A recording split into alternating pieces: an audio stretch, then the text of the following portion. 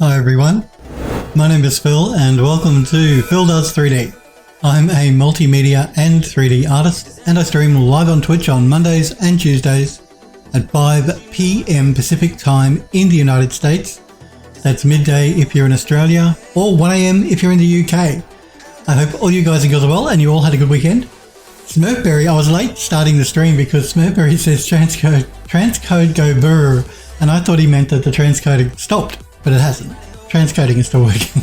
Euro, it's good to see you as well. I hope you're good. Yes, when I first started the stream, so if at the beginning of the stream you ever see it start and then stop and then start, it's basically me starting and stopping the stream so I can get transcoding to kick in. So just hang in there and it always comes back online generally with transcoding. So Hellforge, it's good to see you, Hellforge, and thank you, Hellforge, for popping those links in Twitch chat. If you want to join the Phil Does 3D Discord server, click that link that Hellforge popped into chat, or at any time you can go to the About Me section on my Twitch channel, and in the panels below that you will see a blue graphic which you click to get an invite link to join the Discord server. There's also a link in the chat there for the game we're working on today called The House on the Hollow. You can wishlist that right now on Steam. We're working on the kitchen for that game at the moment, and we're going to be doing probably some. We're going to do some Vertex Coloring all straight off the bat, and then we're going to probably jump into Substance Painter to do some texturing.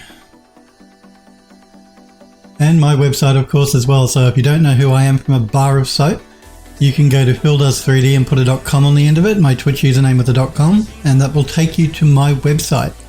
It has links to all of my social media, such as my YouTube channel, my Twitter account, all that sort of stuff. And also my ArtStation, and it shows you a couple of examples of some of the work that I've done in the past as well. And thank you, there's the Twitter link too. So remember, if you're not sure when I'm streaming, but you should know because it never changes, unless I have to do something for work. It's every Monday, Tuesday, I'm live at 5 PM, but I always do post to Twitter before I go live.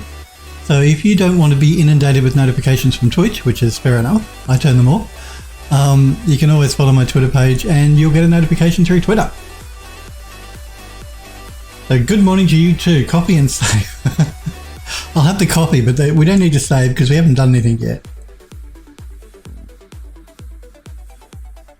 Euro says it's Aussie internet syncing with the rest of the world. That's right. Well, you know, I live in Australia and we have potato internet most of the time. So that's the reason probably. It would never be Twitch being twitchy. Never. Just going to have a quick drink.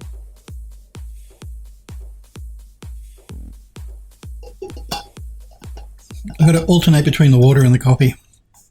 Okay.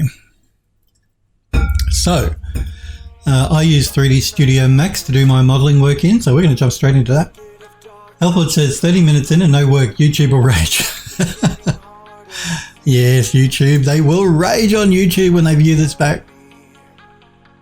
Helford says water is just coffee without flavour. True. But the water's nice and cold, and it's warm again here in Melbourne at the moment, so we're going to have like 4 days of pretty warm weather. I hate summer so much. I hate it. I'm so jealous of you guys in Texas. I think you've got some sort of weather alert warning, haven't you? Some snow thingy, blizzard that's coming through Texas at the moment. I'm just jealous of anyone that lives anywhere where it snows. I want to live where it snows. Anyway, we have already UV mapped these up. We will just double check by throwing a checker pattern down. And yes, we're good to go. We just need to vertex color it. Helpwood says, can't relate, it's snow and below zero here. I am so jealous. I am so jealous. Oh man. Euro says, our snow blew away. Oh. You guys are coming into autumn, spring now though soon, aren't you? Winter for you finishes at the end of March and summer finishes, no, the end of February. And summer finishes here for me in the end of February, thank God. Euro says all the wind did cause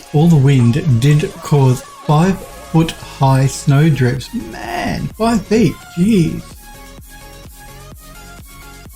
That would be scary, actually. I mean, I like snow, don't get me wrong, but yeah, if it gets too deep, then it just starts to get a bit dangerous, I think. 5 feet is quite a good snow coverage. Smurf says, not around here. We get winter until April. Oh, okay, really? Well, I say that summer officially finishes for us here in Australia at the end of February. So, you know, autumn kicks in at the beginning of March, but I live in Australia, you know. It's always hot here. So generally we don't start to feel the cooler weather until around April ourselves. I mean, hopefully this heat wave that Melbourne is going through this week will be the last one, and then we gradually start, the temperatures should gradually start to cool down, but we still get the occasional hot days, so, until around April. Euro says, I'm 6 foot tall, no problem. Still, makes trying to walk quite a chore, I would imagine. Trudging through the snow, up to your knees, or higher. No, up to your neck. If it's 5 feet high and you're 6 feet tall, snow up to here. Great. Euro says, I never went out, had no reason to go. Fine. And I'm back in lockdown again. I don't know if you guys have heard, but Melbourne, we're back in stage 4 lockdown. We have a 5-day lockdown, which is supposed to finish on Thursday, provided there aren't too many more cases that present themselves to the government. So that's fun. I can't leave the house except to go, you know, for something medical or to buy food from a supermarket. I hate these lockdowns so much. This is the 3rd lockdown we've had. Hero says we haven't left. Okay. Alfred says 5 foot snow drifts just up to the knees. How tall are people over there? No, I was mistaken. 5 foot snow drifts up to your neck, I would imagine, if you're 6 feet tall. And actually, I'm only 5'10", so probably up to about here on me. Anyway, let's start vertex coloring this. So I'm just going to isolate to the interior. Actually, just before we vertex color it, I did realise I forgot to put a light in the fridge, and I really like for when the player opens the door, a light shines out because that looks cool. It's the same reason we're going to be putting a flame in the oven, because the light coming through will look interesting. So we need to put a light in it. And I think we've got a couple of options. We could put a light either side on the sides here, or we could just put one up here, and I think we'll go for just one up here. It's an old fridge. Like my fridge actually has a light back here on this part, but these old fridges generally I think had one light, and we'll pop it up here. It's not going to be anything special. I'm just going to get rid of the checker pattern because it's a bit distracting for me while I work. Yeah, it's not going to be anything special. We're just going to go with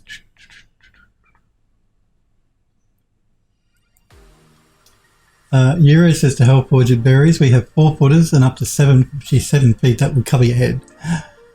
Let's just add a cube, just in this viewport, I guess. About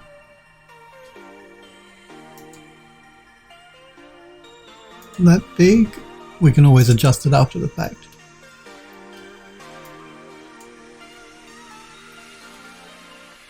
And I'm going to make my sides 36, Smurfberry.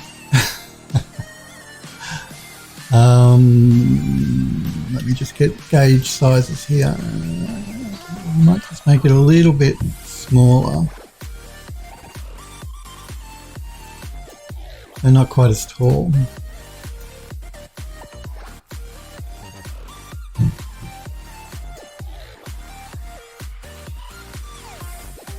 Here he says, and on the Western Isles we had wildfires. Meanwhile, everyone else is buried in snow. The weather is screwy. Look, how many times have I said to you guys, global warming is real, and you only have to look to what's happening with the weather around the world to see just how real it is. So we got to do something about it. We can't ignore it. Otherwise, it's just going to get worse. Smurf says, what if the wire racks on the inside were gold plated? You sure you don't want me to make them jade? You don't want the wire racks to be jade? No, that's Hellforge that wants everything jade. Smurfberry wants everything gold. We could make them gold if you want. Helpwood says to Euro, there are some crazy tall people in the world. The girl I went to school with was around 1.9 metres, 6'2", which made the rest of us look tiny by comparison. Well, a good friend of mine, he's 6'4", so he's really tall. Helpwood says jade countertop and gold wire racks. Oh, who owns this house? Who would have a jade countertop in a kitchen and gold wire racks in a fridge?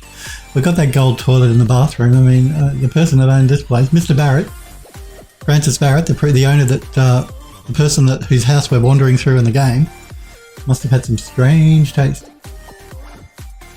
Hero says, I had a girl in my class who was 6'4". Wow. Yeah, this friend of mine, he's 6'4". Helpwood says, do it. Smurfree says, gold doesn't oxidize. That's important. Well, that is true. That is very true. Although to hold gold racks up, these supports here must be incredibly sturdy, because you know how heavy gold is. Like that toilet, the gold toilet that we got in the bathroom, God knows how they got it in the building, because it would have weighed a ton if it was solid gold. Euro says, gold is heavy though. It is very heavy. Smurf says, I said gold plated. Oh, okay. Please, he did say gold plated. I misunderstood.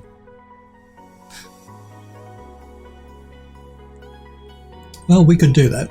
We certainly could do that when we jump into Substance Painter and Texture. We can make them gold. Gold plated. Just for you, Smurfberry, if you like. Euro says it's a waste of gold. I agree, it is a waste of gold. Much better to have melted down and turned into some bling. No, I actually don't wear any jewelry at all. No rings, no chains, I don't wear a watch. I mean, who wears a watch these days? I have a phone. And they all have clocks in them. Yeah, so I don't actually wear any jewelry at all. Smurf says, how many ostriches can I fit in this refrigerator? Ooh, I don't know. Ostriches are pretty big. Maybe 2? 2 ostriches? Depends. I don't think you get one on each rack. I think that'd be a bit small. And as Euro says, that depends on how small you chop them up. Oh, that's terrible. Poor ostriches. You guys are cruel. Although I have to admit, ostrich meat is actually quite nice. So kangaroo as well. Kangaroo meat is quite nice too. Our national emblem. We eat our national emblem in this country. Isn't that great? But yeah, the meat is actually quite nice, and it's actually very, very good for you too. Very lean. Kangaroo meat. So I'm just going to stretch this.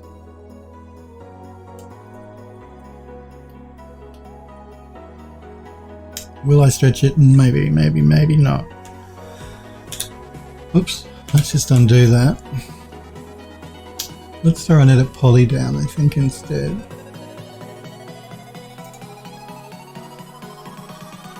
Euro says our national animal is the unicorn.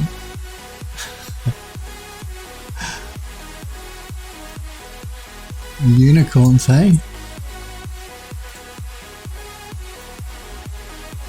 Oh yeah, instead of stretching it out, I'm going to do it this way. Because stretching it was making the sides, it was elongating the actual width of it, and I didn't want that, so. And. I might just stretch it down though a little bit. It should be good. Helpwords is saying Scotland for Euro's unicorn national emblem. Euro says yep. Helpwords says sweet. Okay, so this is just going to be like a frame for a light. So we're going to go back into our shapes, and we're going to use, what will we use? I think we might go into extended primitives and use a capsule. I think it might be best.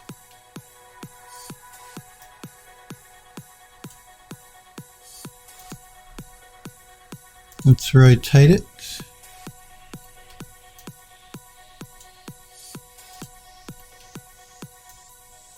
And let's get the shape right.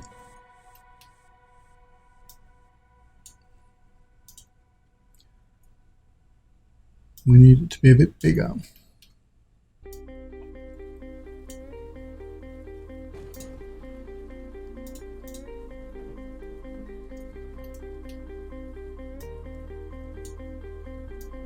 And I think I need it to be a little bit smaller in radius.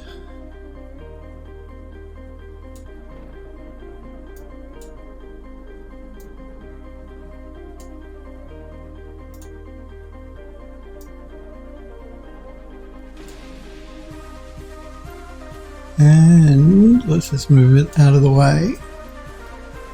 Throw another edit poly down.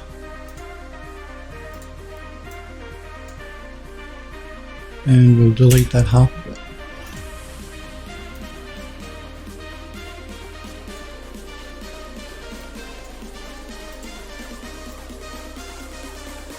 Didn't quite get it all. There we go. And just pull that in. So just a very simple light there. So now we can attach both of these pieces together.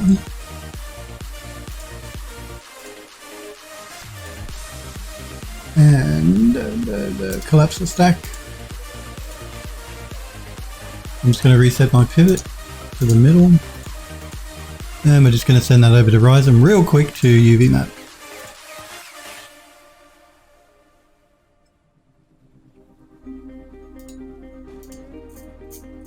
We've got to find it. Where is it? Where is it? Where is it? Where is it? There it is. Right.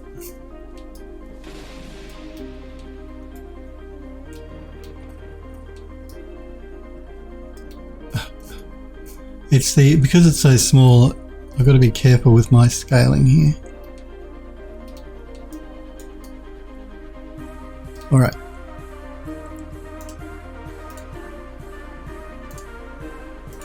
Let us use this one and we might do some cleanup.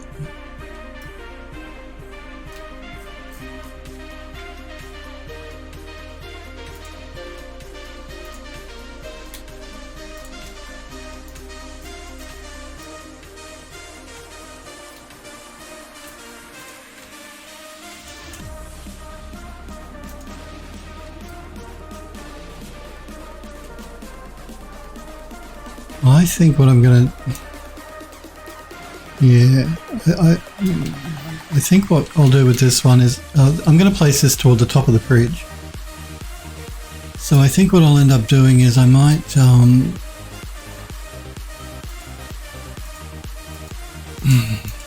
really, okay.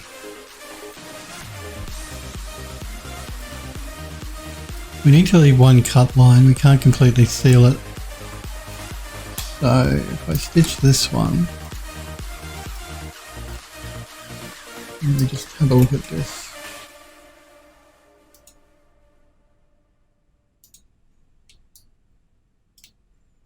We don't actually have we can't actually make a cut through the actual middle. That should be alright. We're going to have the seam way over here in the side. I don't think you'll notice it. But generally what I'd probably do is put a seam up the top. I'm not going to bother stitching the seams in here because that's all covered with the light fitting itself. Euro says, put the seam on one end of the top straight section, nobody will see it. You will know, you will know. Yeah, no, generally I would. I'd put the seam, I'd like to actually put the seam in the middle here, but I can't. I could put it here. So we could cut it here.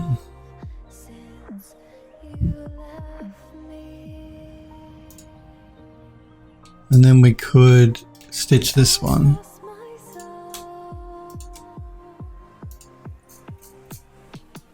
There we go. Unlikely, because this is going to go right at the top of the fridge. You're never going to see the top of the seam there. And the inside here, again, I'm not going to stitch them because that's all hidden by the light fitting itself. Just going to do an optimize though, to clean up those UVs.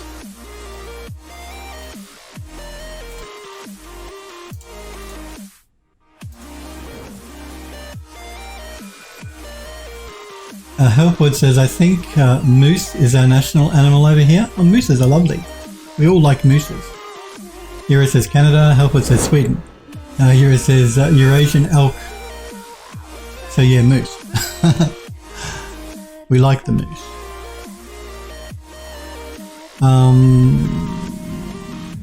Let's try a pelt map on this.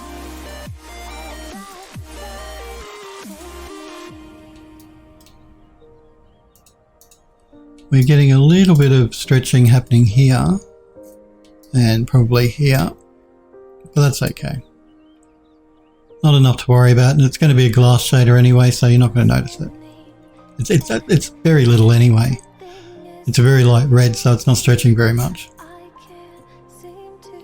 So that should be good. Let's send that back. Just going to assign the plain color that we've got for everything. And let's move it into position.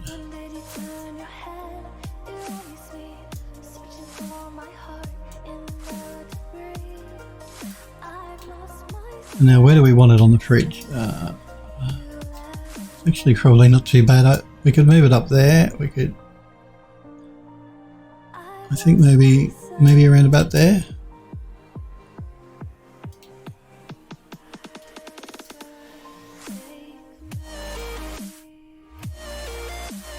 Just making sure it's actually in the center. And it is.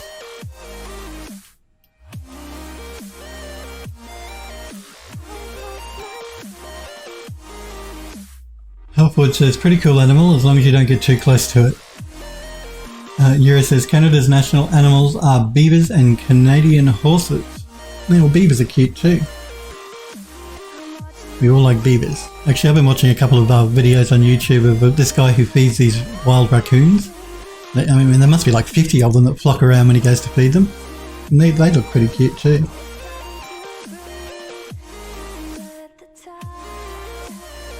Yura says, I saw some huge mooses in Canada. They're huge. I don't think I've ever seen a moose in real life. Just making sure that's actually attached to the side. It is, that's good. Make sure we're not going through the back, and we're not. And size-wise, I guess pretty well. It should be fine.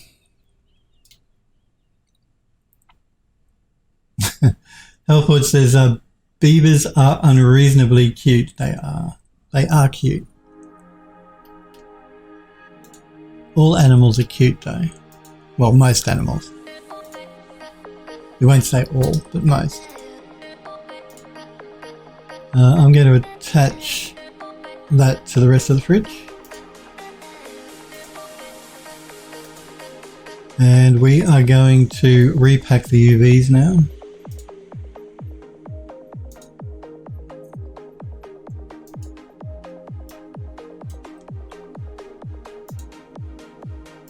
But we'll fill holes, rescale, normalize, but not rotate.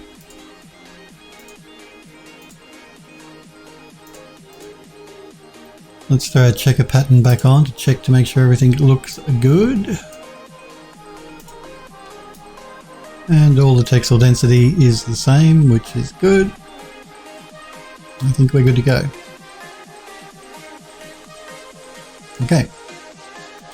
Now I'll do a quick save and I'll have a coffee and then we can continue doing some vertex coloring.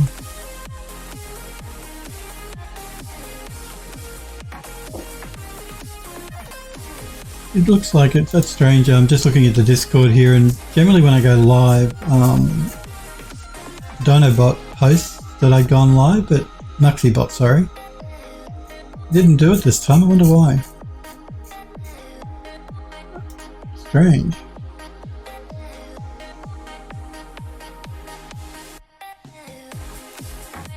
I see your gun that you popped. I'm just looking at the Discord server here. I see the gun Hellforge you popped into the art help advice on the Fieldhouse 3D Discord. It's looking really cool. I like the texturing. Yeah, it's looking really good. Really nice. I'll show that toward the end of the stream actually. Remind me if I forget. I know you didn't post it in the gallery and you're still working on it, but I want the guys to see it because it does look really cool. Android Lust, hey, it's good to see you. Hope you're well, buddy. Hope you had a good weekend. So yeah, I'll show that toward the end of the stream. I'll just leave that art help advice channel open on the Discords to remind me. It does look good. Good weekend. I had a good weekend, yeah. Except it's a little bit hot now in Melbourne this week, and you guys know I don't like the hot weather. The air conditioning is still going. I'm just checking. Yes, it is. Good.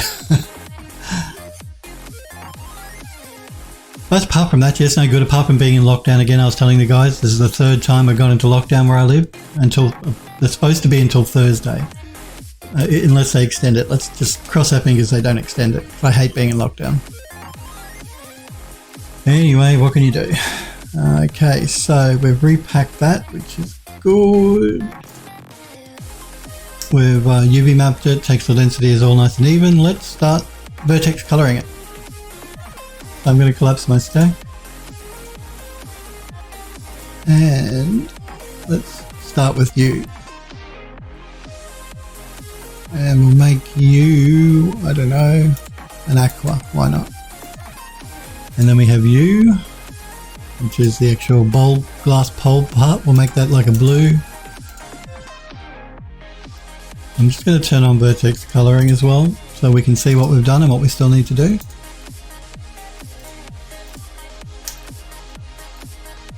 And let's go to the okay, these shelves are actually separate. They would be, just to make life difficult for me. All right.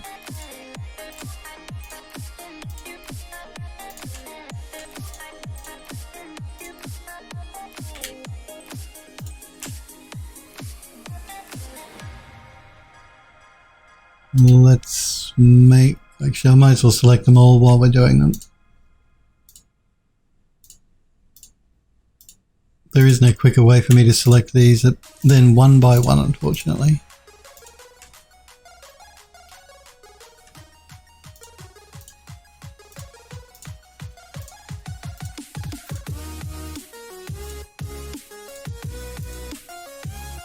Okay, let's make that, I don't know, green, why not? So then we have the actual fridge itself. Alport says, just out of curiosity, since I haven't a clue, what are some of the responsibilities of a technical artist? Okay. Well, a technical artist is sort of like a cross between a normal 3D artist and a programmer. So basically they do all the stuff a normal 3D artist does, and they also do some of the stuff a programmer does. Basically, a technical artist is it can vary depending on the studio you work for and what they consider a technical artist, but generally they help other normal artists if they run into problems with whatever they're working on. So maybe they're having a shader problem, or a technical artist can write a script to actually improve the workflow of normal artists, that sort of thing. So yeah, it's basically a normal artist that knows programming. That's what a technical artist is. There are other things too, like because I've worked as a technical artist, you review software for the studios as well, like to see if they will improve the pipeline. So you basically you can use, it can be, not always, but they can ask you to actually look at a lot of different software and make recommendations as to how you think that could improve the production pipeline. That's also part of being a technical artist. Basically anything that helps improve and speed up the pipeline or makes artists' life easier. They call it a technical artist. Or to fix a problem that a normal artist can't work out. A technical problem. Programming usually, or scripting. It's a good job to have. It can be challenging though, because yeah, you've got to know more than just normal art. But a good job, and always in demand, because how can I phrase this without being rude to anyone? There are a lot more normal artists than there are technical artists, because technical artists require more skills than a normal artist. So basically what I'm trying to say is you can always get work as a technical artist because they're always in demand, and not everyone can do the job. That's what I'm trying to say. Because generally, this left brain, right brain thing, You're either good at programming but not so good at art, or you're good at art but not so good at programming. And there are very few people that are good at both. And that's why being a technical artist is why you'll always find work, because not as many people can do both. They either use, their art side of their brain, or they're a programmer and they use their programming side of the brain. You've heard the term programmer art. Programmer art's generally pretty bad, and that's why they call it programmer art. So if you're an artist that can also program, then that's the best position to be in. Euro says they hook you up with workflow pipelines, scripts and stuff. Yeah, basically, or they write scripts if they're good enough. Android Lost says programming. That's programming is actually, look, I wouldn't want to just be a programmer full time, because it can be exhausting, challenging, mind-numbing, awful sometimes just to do programming. Because doing programming, I mean, sometimes problems are so difficult to work out how to fix. So just being a programmer, I wouldn't want to do. But being a technical artist where you do a bit of programming and a bit of artwork, that's very cool. Murph says tech artist is building art tools, but yeah, or recommending or reviewing software and recommending software for the pipeline, basically, yeah. But yeah, it's basically to help artists in any issues that they have in production of whatever they're making, whether that be through scripts or through recommendations of another piece of software or whatever. Yeah, it's a technical side of art basically, and usually it's programming.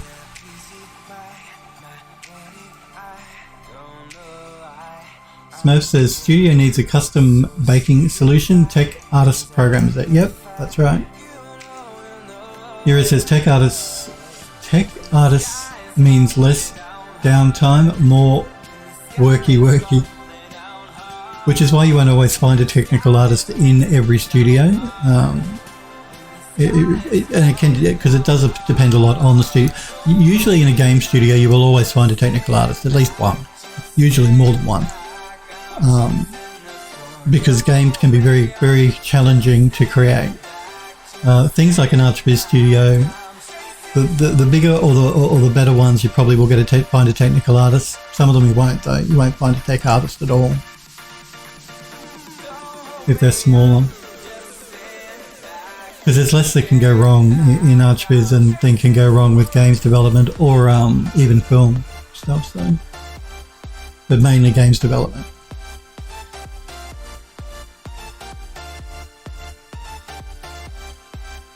Murph says something in your pipeline super repetitive. A tech artist automates it. Yep. Yuri says I use both sometimes, just don't tell anyone. Hellboy says that makes sense. Thanks, y'all. I was just wondering, since I keep seeing tech artist positions listed all over the place, but I wasn't sure what they actually do. And that's why you always see them listed, because they're always in demand, and there's not everybody can do the work, because you need to know programming as well. You need to have at least a basic understanding of programming. Yeah. I mean, you don't need to know as much as being a full-on software developer, but you still need to know quite a bit of programming to be a tech artist. I remember the last one of the, not the last, but when I was working on the Mad Max game for one of the game studios, I was sort of charged with creating the DirectX shaders for it using a scripting language, and that was a nightmare. I used to come home with headaches every night. It was a nightmare.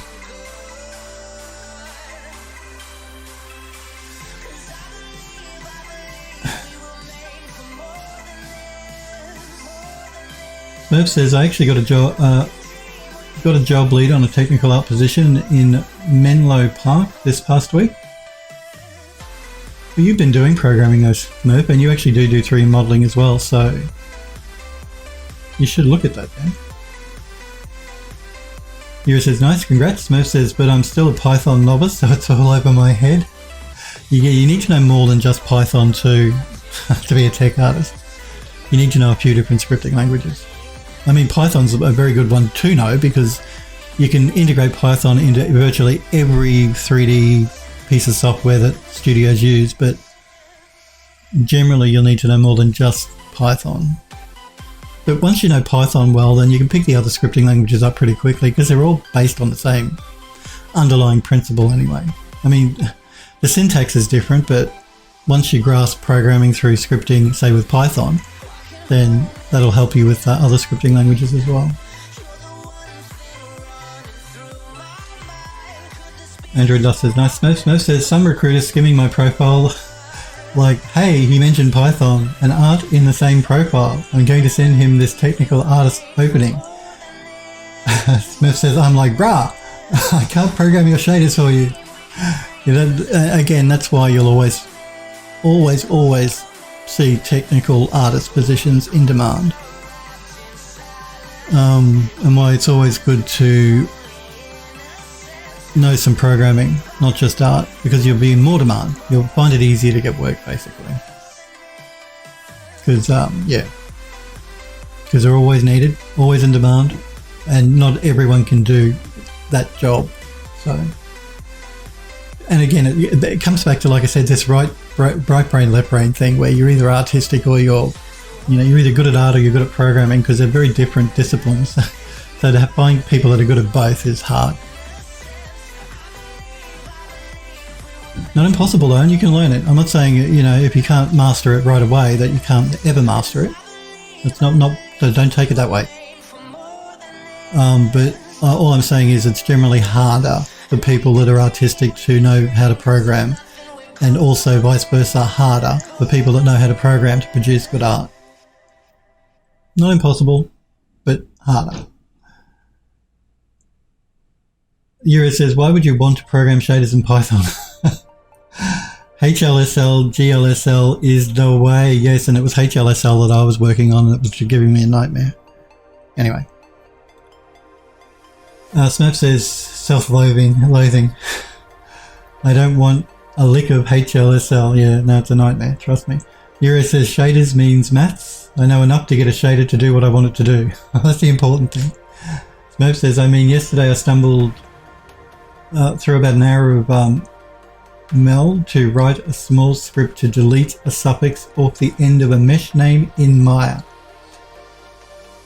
Smurfberry says, I copy-pasted a few lines of some fragment shader that I think was HLSL to make the dashed lines for the merge tool blender script that I overhauled.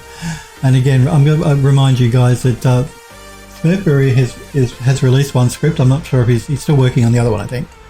For Blender, and you can download or find download links for that script on the PhilDoes3D Discord server under the Tools and Scripts subsection. So if you want to check it out, if you're a Blender user, you should download it and look at it. Thank you. There's a link to the Discord that helpful. It just popped into Twitch chat. Click that link. You'll get an invite if you're not already a member of the PhilDoes3D Discord, and then go to the Tools and Scripts subsection. I believe Smurfberry gives it away, so he worked on it with another guy, so yeah, check it out. There's a section on the Discord where you can show your gallery too if you're new to my channel, and I love looking at the stuff you guys make, so please feel free to pop into the Discord and show us what you're working on in the gallery.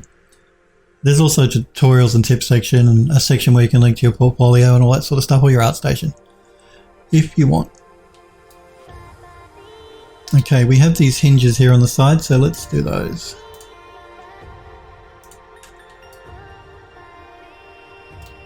Let's make them, I don't know, let's make them a mustard yellow, why not? So yeah, we have these supports that run underneath to hold the shelves up, but we'll make those the same color as the inside of the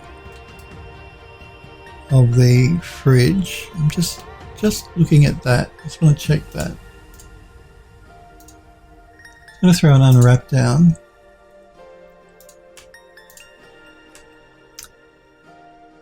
And open up my UV editor.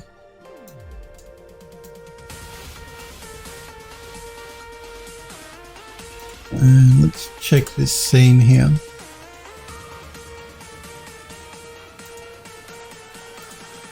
I'm just stitching these inner seams together as well. I forgot to check those. Oops, I always forget about this little dialog box that Max pops all the way up here in the corner.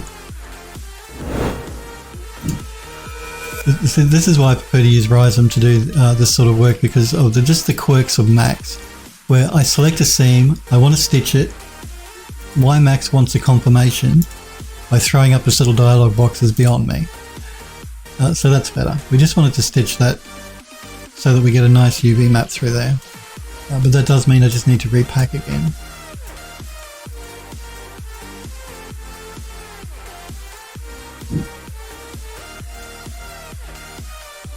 Fill holes, don't rotate.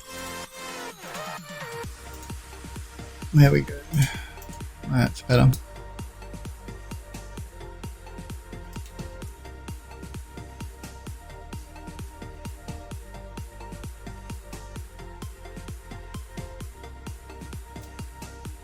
Helpwood says, I guess I'll have an uphill struggle since I was struggling a lot when I tried to learn coding before.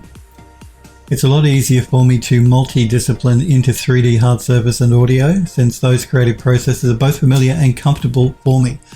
That sounds like a good plan. My advice has always been to you guys, you don't want to become a jack of all trades and a master of none. You're always better becoming really good at one thing. Once you do that, then you can start branching out to learning new skills.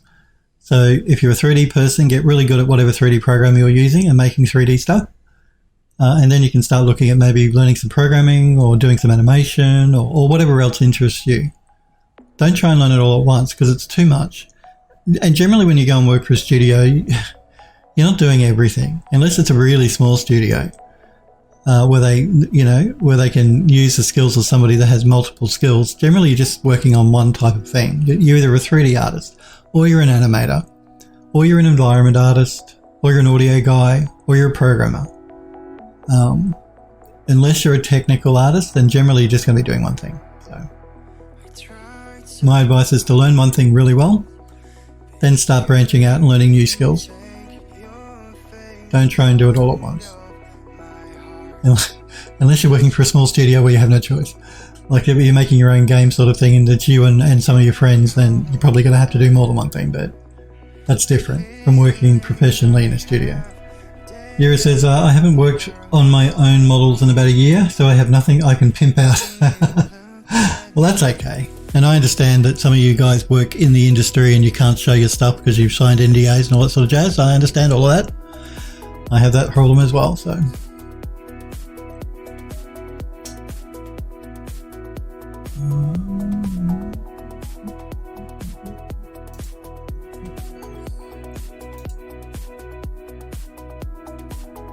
Android Lust says, to help Forge, to be honest, art beats coding. It's a fact. There you go. You've been told. So we want the inside of the fridge to be different from the metal on the outside, I think. Yeah. Even if we make the inside metal, we can make it different. So let us collapse that stack. Just remember to sit back and not move forward like I have a habit of doing.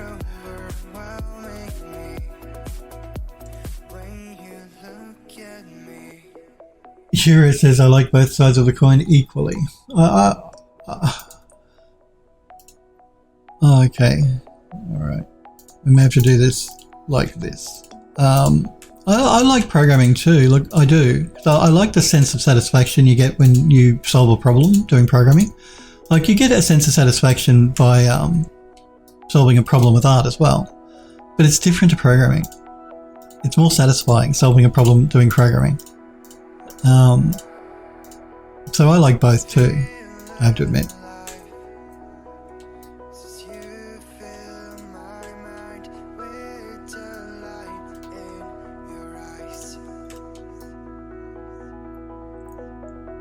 So we'll have the inside its own colour.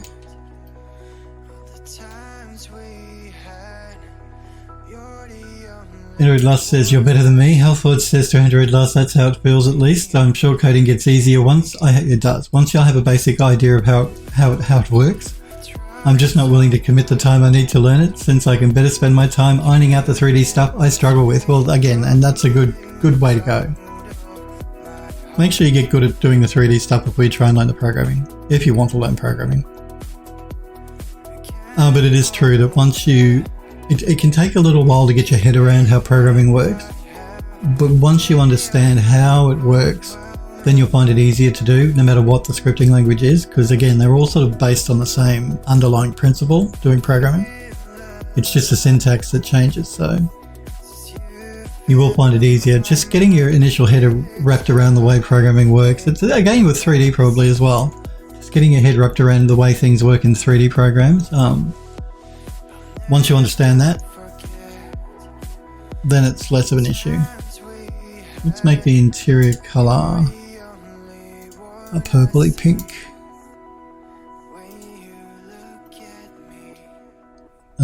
Okay, and that means I should have selected these as well.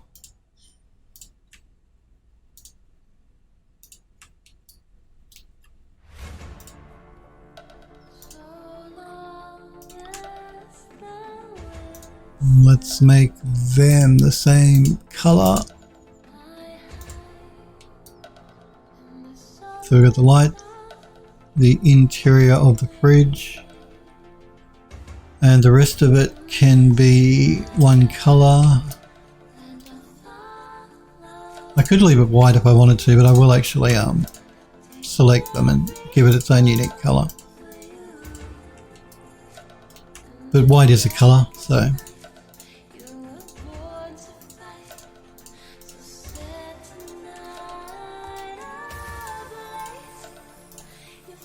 I may reuse the shader we create for this for the outside, for maybe for the oven. We'll see how we go. So I don't want to use white as the color for it.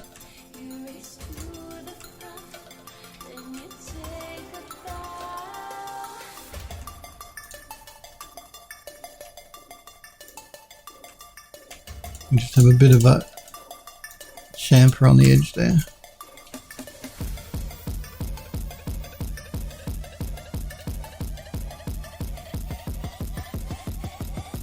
Wondering if I forgot the chamfer on the interior, but let's concentrate on this for the minute. Let's give it its own color and let's make it, I don't know, I guess a red. I don't think we've used a red yet.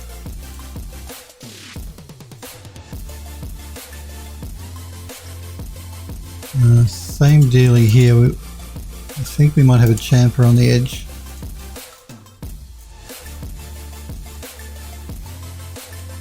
We want to make sure we select that as well.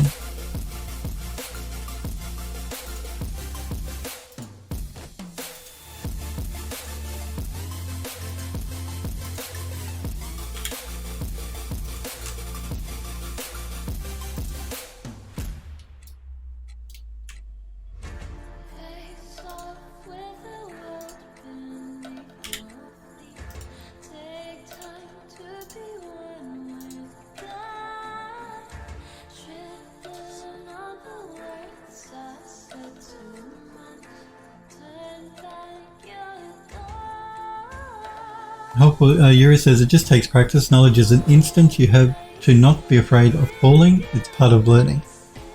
Helpful says, like pistol grips and rifle stocks. JFC, I can't understand why those two things are such a mind-breaking struggle. You've done a good job. I'm looking at the images, like I said, and I like what you've done on your rifle. Android Lost says, to Hellforge, that's exactly how I feel. Everything takes practice, but 3D has an instant gratification. Well, semi-instant, that programming didn't have for me. That's true. Hellforge says, I've modded trucks, mechs, and VTOL aircraft with less struggle than I have had with the Remington 870 shotgun. And it's just the stock that's throwing in a pine cone in the grinder. Yuri says, weapons are funny things to texture, mainly because the style of texturing is kind of dependent on what game it's going into or if it's a folio piece. Yeah. Andrew Dust says, very true. Yuri says, you have to think about the ergonomics, where things wear, where the mechanical action will throw dirt and gun oil. That kind of stuff. Sniper Girl, hey, it's good to see you, Sniper Girl. I hope you're well. Hi to you. Yuri says, once you get a few weapons churned out because it becomes easier. Hellforge. Sniper Girl says, oh my god, I'm so glad I made it home safe. Oh no, 8 to 10 inches of snow between today and tomorrow. I was saying to the guys at the beginning of the stream, I know you're not in Texas, but I know Texas is having a blizzard at the moment. And it caught my attention because does it normally snow in Texas? I always thought Texas was really hot, like Australia. So yeah, it caught my attention when they were saying on the news that Texas was having a blizzard snow. It's that global warming, I tell you, it is.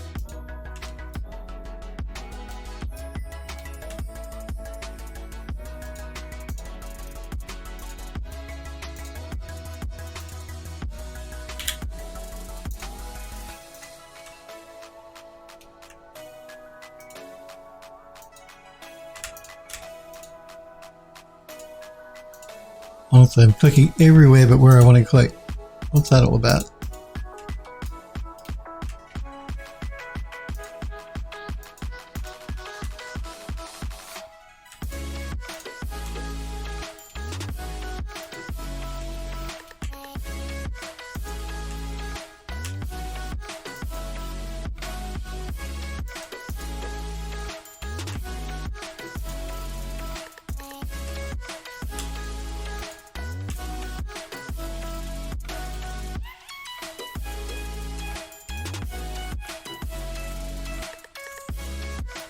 Oh, I have selected it. I'm thinking, have I selected that?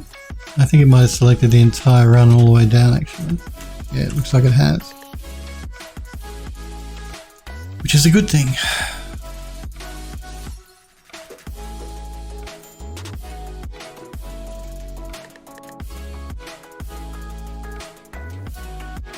I think before I deselect something by mistake, I'm just going to change that color to the red.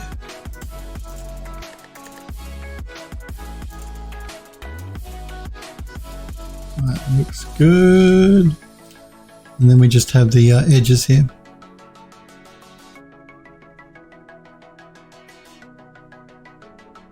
So I'm glad you made it home too, Sniper Girl. 8 to 10 inches of snow. Wow. But I'm so jealous you live where it snows.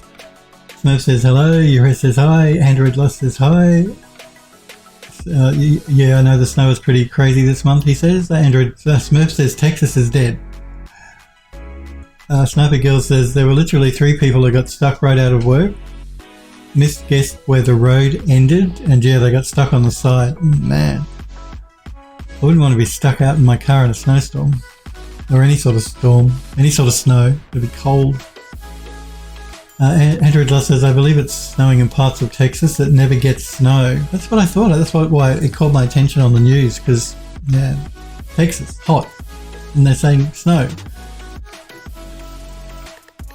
Yura says, I used to put snow tires on my car once the temps dropped below 7 degrees Celsius. I'm not keen on fights with guardrails. Sniper Girl says, and best bet some of those rednecks will be like, see, climate change isn't real, snowing here. You're probably right, they probably will. Elfwood says, yeah, those are very good points, Hero. I do love learning new things, and failing is a good way to learn. As long as you analyse what you did wrong and improve based on it. Same with accepting feedback. I wouldn't be anywhere near the level I am now if I didn't get feedback on my work. You know, feedback's really important.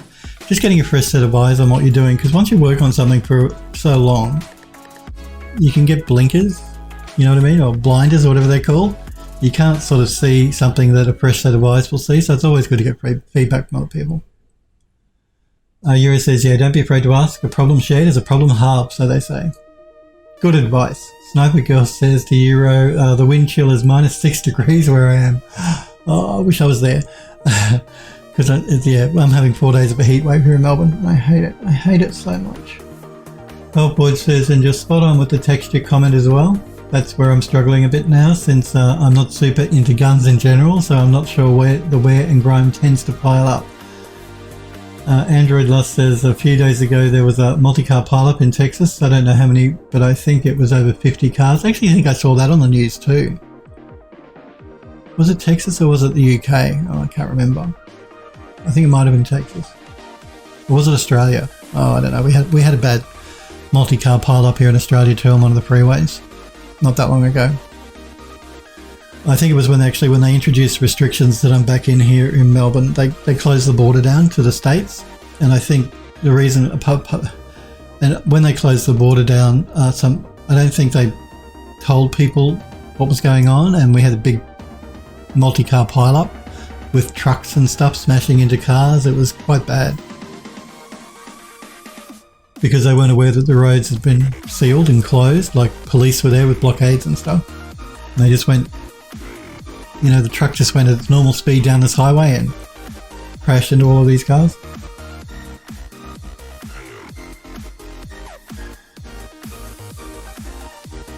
Euro says to Sniper Girl, we had that past week or so, -5 to -10 degrees Celsius wind chill. Saving Copy Hopwood says yes, copy for sure.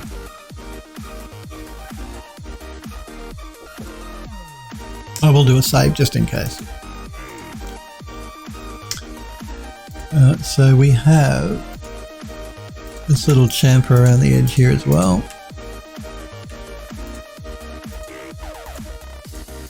Oh, you would be, wouldn't you?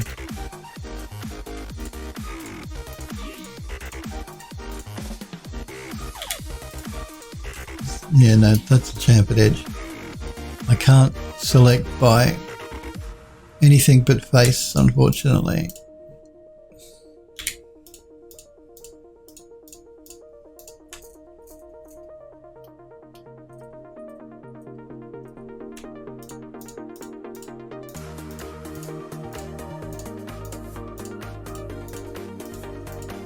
This sort of chamfer on the edge of the bottom of the fridge is probably a bit overkill for a game model, simply because the player is never going to see this sort of detail down here anyway. But it's not adding hugely to the poly count, so it's fine. But it is a bit overkill. I'm just going to turn shading off here so I can get a better look at what's going on. No, I think it's the checker pattern throwing me off. It is, so I'm just going to quickly remove that checker. Just makes it easier for me to see.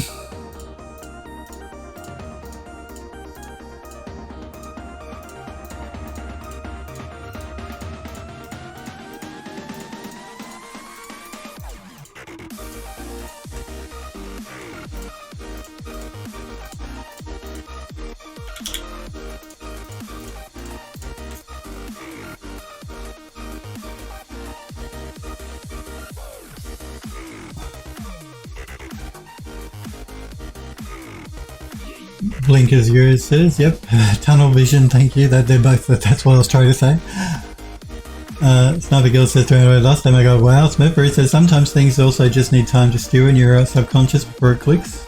A lot of my improvements in scripting have come much later than the moment when I was trying to understand a specific thing.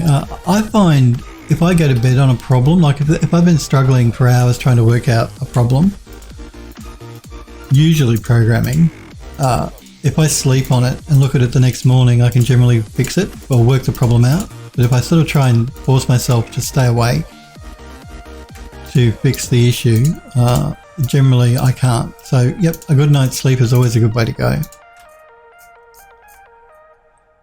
So let's make that the red as well.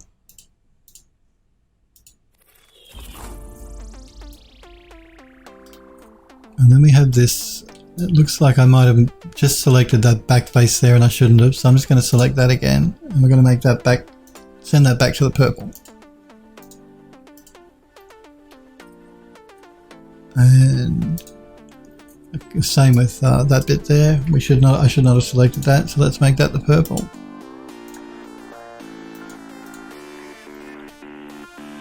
And I just want to look at this ring and through the back here.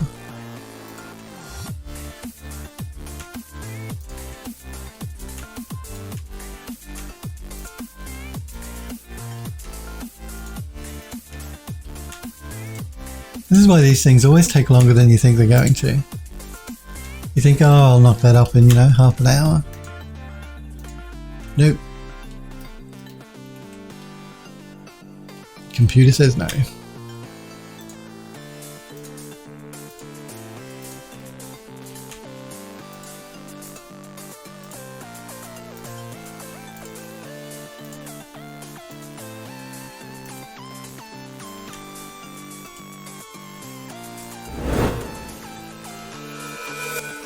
Okay, let's make that the purple.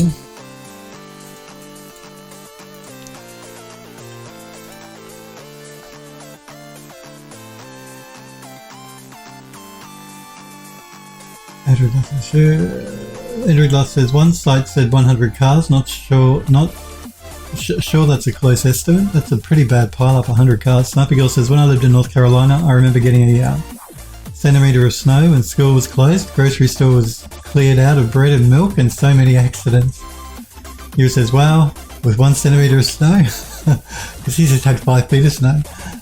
Sniper Girl says, "Yeah, they freak out down south when there's snow. Here would kill." For just a centimetre of snow, be nice change. Ira says, yeah, peeps on the Scottish mainland do that. We're not bothered here. It's not like we don't have a dairy, a butcher's and a baker's where I live. Sniper Girl says we're supposed to get 20 to 26 centimetres of snow between today and tomorrow. That's a decent amount of snow. Ira says ours blew away and the higher temp sea, air and rain we had yesterday melted what was left. I want to be living where it snows. You all say you were all saying, oh, you want it to go away, but I want it to come. I like snow. Sniper Girl says not going to be warm enough for that to happen here until this weekend. Yuri says I actually preferred the snow. It makes it brighter at night this far north of winter. Oh, okay. Hadn't thought about that. Yeah. I guess it would, wouldn't it? All the reflection of the light. Sniper Girl says going to be having a heat wave this weekend, 4 degrees Celsius. Well, I'll swap you because we're getting to, I think it's 31 degrees today, which is fine, but it's really muggy and I hate muggy. And I think we're getting up to probably 34 or something later in the week. And we're going to have like 4 days of in the 30s, so I'll swap you.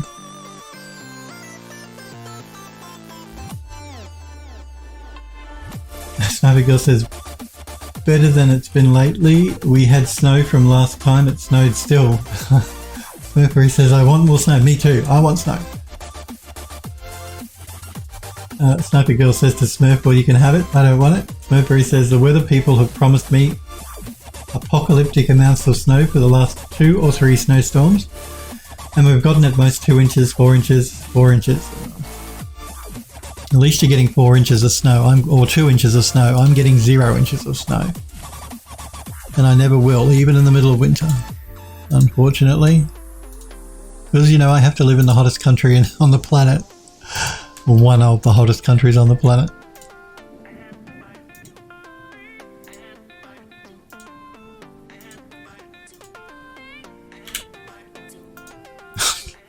Stop selecting the wrong thing, Philip.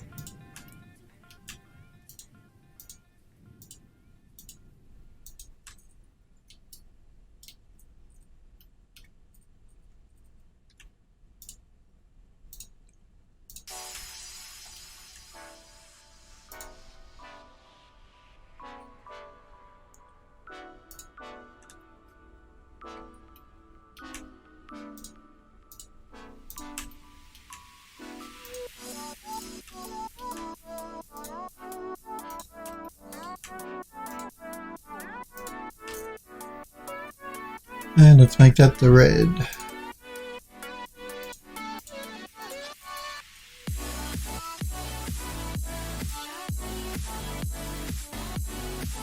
Okay, we still have this bit around the bottom.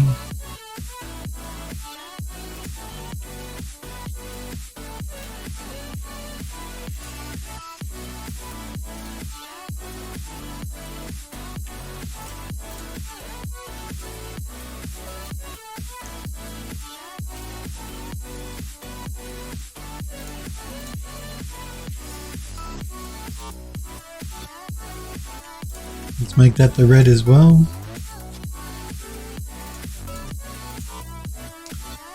Now, I think we've done all the bits that need to be red. Now all we have left are the feet.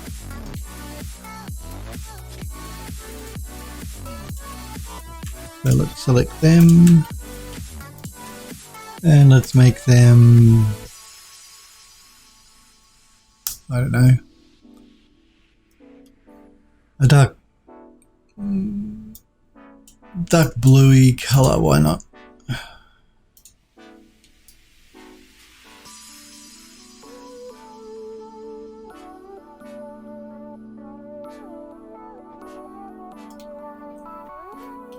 Okay. I think that's the interior of the fridge done, so let's do a quick save, just before Max decides to crash. Max is not bad.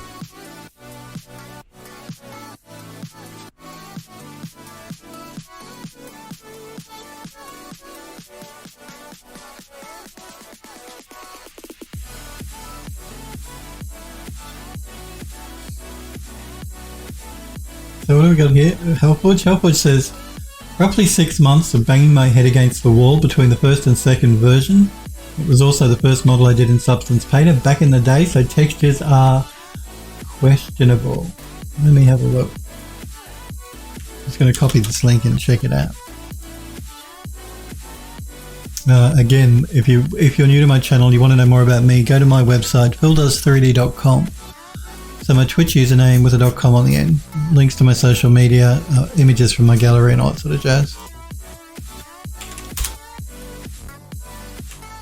So this was the first. So it's between the first and the second version. This is from Hellforge, done in Substance Painter back in the day. So the textures are questionable. Okay. So the first version, the second version, well, it looks cool. I mean, I like the design of the mech and I like the way you've textured it up. I just, yeah. Needs a dirt layer. It's too clean. But this was done a while ago, so we'll forgive it. Yura says, the Met Office has a weather warning saying yellow, wind makes a change from yellow snow. We had the past week. So just a warning for wind and not snow. Elfwood says, I think that was the first serious model I made when I just started learning 3D a couple of years ago without following a tutorial. Well, I think you did really well to model that up and texture it up without following specific tutorials, because it can be, when you first start doing 3D, it can be a bit overwhelming. And that's only the software, because it's just so many things that you can use in 3D programs that it can become a bit overwhelming. There's so many options. I think you did really well. Yuri says that's better than my first model I ever made. Yeah, I think it's probably better than the first model I ever made as well. But I've been doing this for a very long time, so I can't even tell you what the first model I made was. It was so long ago. And I'm so old. Isn't that right, Sniper Girl? Old granddad. Sniper Girl says, honestly, just hope that it's gone by Monday. I really want to do some photogrammetry. It does look pretty cool, Sniper Girl says. Sniper Echo, buddy, it's good to see you. Sorry I didn't see you sooner. I hope you're well. I hope you had a good weekend. Always good to see you, Sniper Echo. Always good to see all of you, but... Helpwood says, just highlights that even if you fail miserably, to make what you're trying to do, just keep trying. That's right. You'll get better the more you do it. Not everyone, no one is perfect the first time they start doing something new. No one. That's just not real. Anyone that says that they were perfect the first time that they tried something is lying. They're lying to you. No one is perfect, but it takes practice to get good at anything. And the more you do it, the better you'll get. And give it time. Don't expect to be perfect straight away.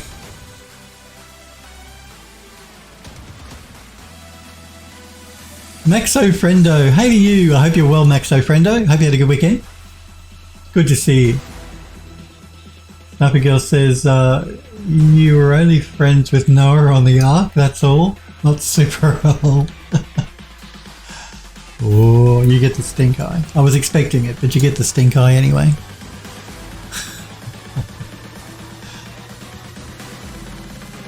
Android Lost says to Hellforge, looks better than my first non-tutorial model. No one shall ever see that mess.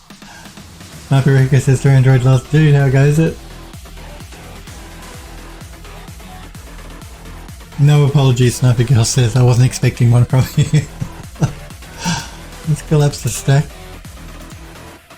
And the door, hopefully. Let's see if we can get this done a bit more quickly than we got the fridge done. Probably not. We're going to want the shelves to be their own colour.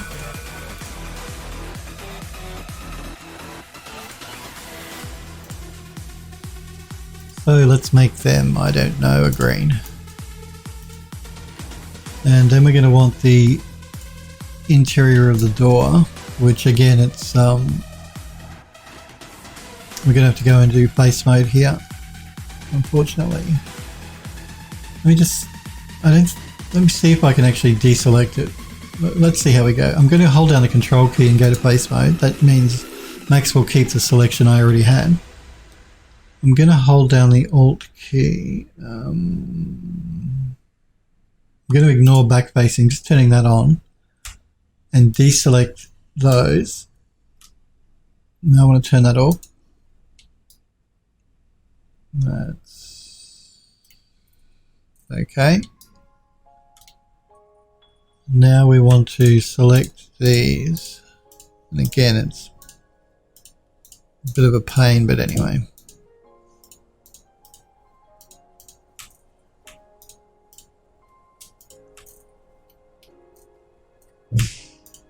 Simply because I want the interior here to have a different material in substance painted from the outside of the fridge.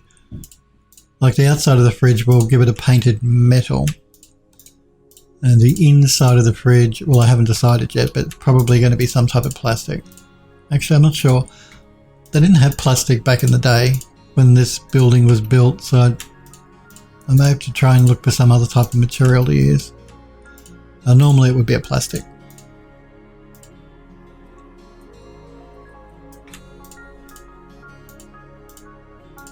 But even if it's another metal, some other type of metal, just having it as a separate material from the outside of the fridge would look better. Look more interesting.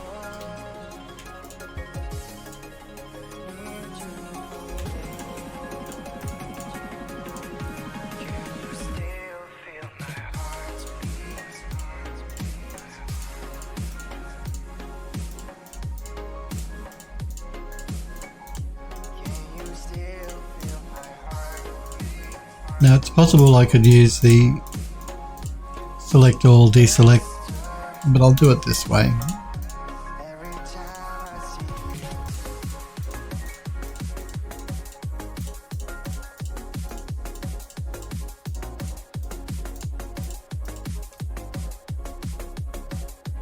I think, is that part of the hinge? Yeah, I think that's part of the hinge.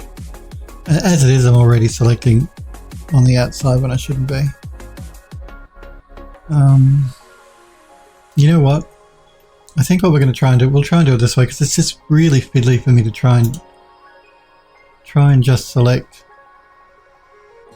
those parts of the model. So I'm going to select that.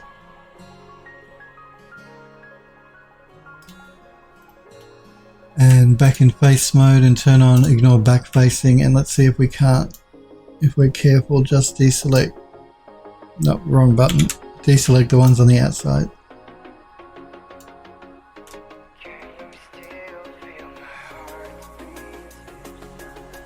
Let's see what it's doing. You would, wouldn't you? Okay. Alright.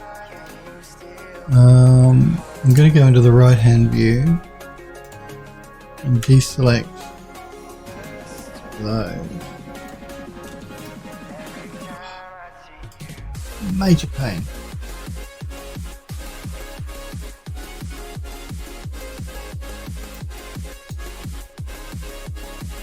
We'll see if we can do it this way. So I select everything on the outside, and then if I do and select some of those as well. Then I can do an invert selection.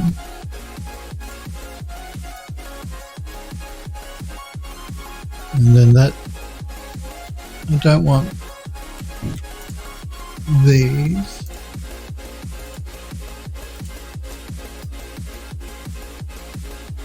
Yeah, no, that's not really helped me at all. I hate these really weird shapes. They're a real pain to try and texture up. I think what I might end up doing here is to make it easier for me to do my selections, I'm going to select that part of the fridge.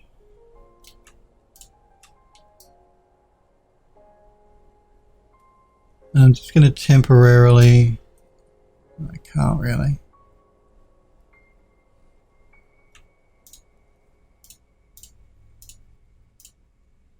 No, it's being a pain. We'll do it this way instead.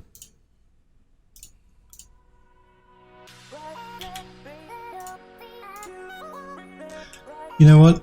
I wonder if I should just make it all a metal. I think I will. Yeah, I think that's what I'm going to do.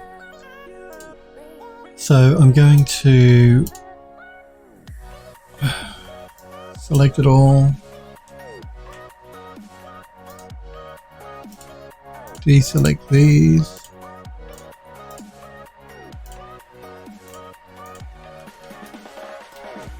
Deselect the hinges.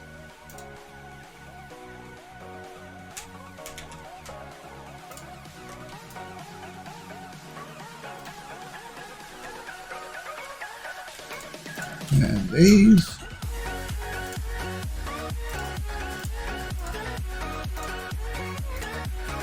I'm going to turn ignore back facing off. I must remember to do that.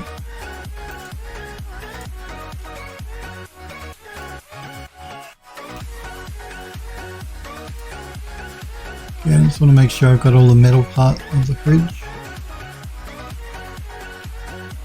I think that's right. So let's make that a purple.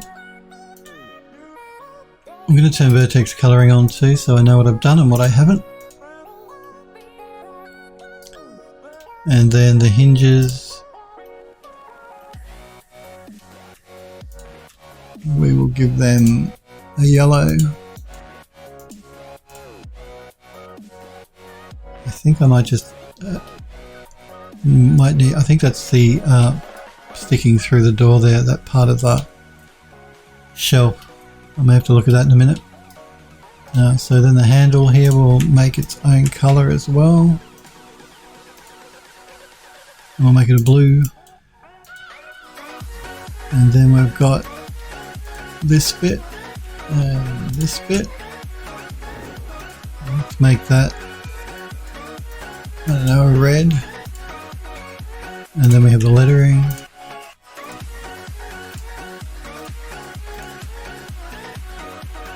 Let's make that a green.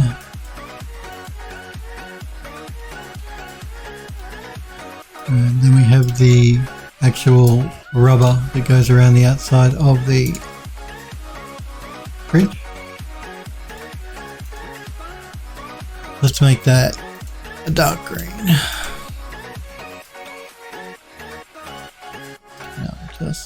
I just want to make a correction there to that mesh. So I'm going to select that.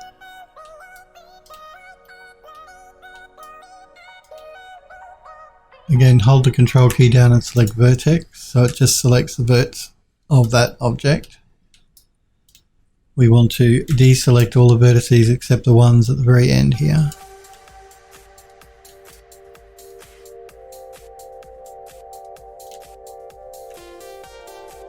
Deselect those. Deselect those. I pretty much know when I'm there because my axes will move to exactly where I want it to be here. So now, unless I've selected something I shouldn't. In fact, what I'm going to do is I'm just going to turn wireframe on so I can see through it to make sure. That looks good. Now I'm just going to move this in. There we go. Much better. Alrighty.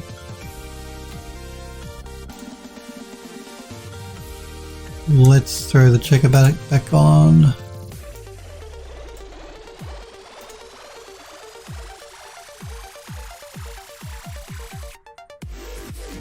want to make sure that there's no white there. What am I seeing there? What is that?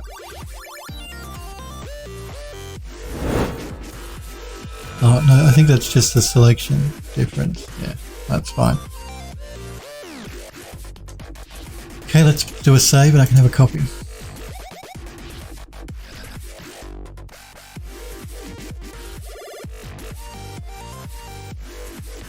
Maxo Friendo, I just saw your message. It says, hey Phil, do I need to make separate pieces if I want to make a humanoid character for a rig later? No, you shouldn't need to.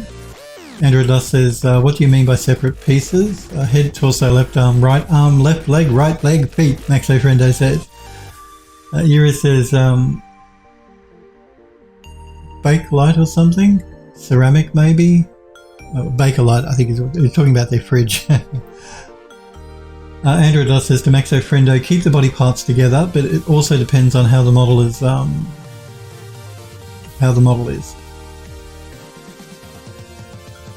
What says metal? That's right, metal. I don't think I can even do that simple. It's that, isn't it?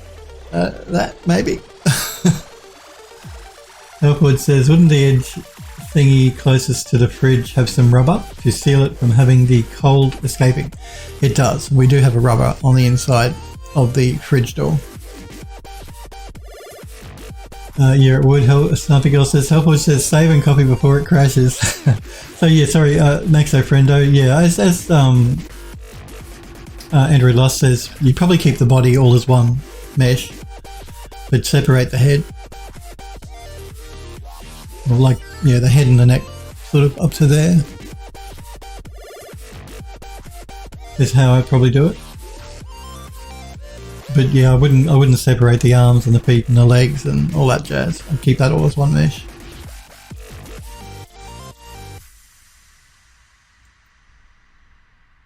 Snapper Girl says, surprised that Phil is doing art and not just talking. I know. Halfwood says, and he hasn't even left the room once yet, so the studio can't complain. That's exactly, well, we only have that problem when we actually start working in Unreal. But even now when we start working in Unreal, we're using level streaming, so you won't see anything. All the levels will be hidden apart from where I'm actually working in. So even if I go outside the room, they won't scream at me at the game studio because everything is hidden. So yeah, we do have that rubber. That rubber is that darker green that you see there. That's the rubber seal that is on the inside of the door. See? See? I didn't forget. It is there.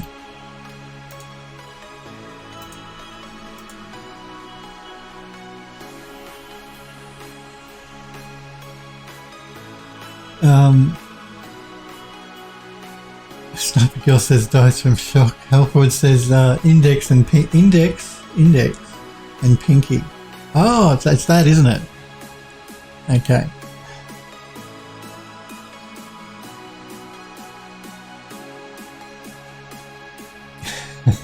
Maxo Friendo says thanks. We may be rigging for motion capture later. Oh, okay, cool. Yeah, you're going to find it. Keep the body as one. Separate the head. That's the best way to go. To actually to rig it for animation. Yep.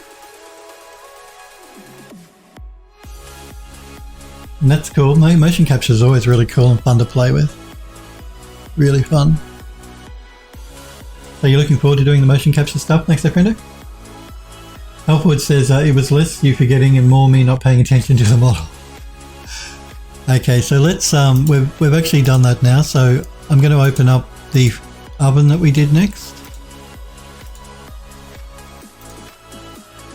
and we'll do the same thing. And I'm just trying to work out, why do I have two copies of everything? I noticed when I opened up the fridge model, I had two there as well. I think, oh, I understand. Yeah, we're going to keep two here because I think one is for the doors and one is actually one that we're going to texture up. So no, that can't be right. Why do I have two? Can anyone remember back from when we were making this, because we did it quite a while ago, why I have this second one here? Because I can't remember. I really can't. I don't know why I did that. Because I did it with a fridge as well, and I can't remember why. So I just deleted one.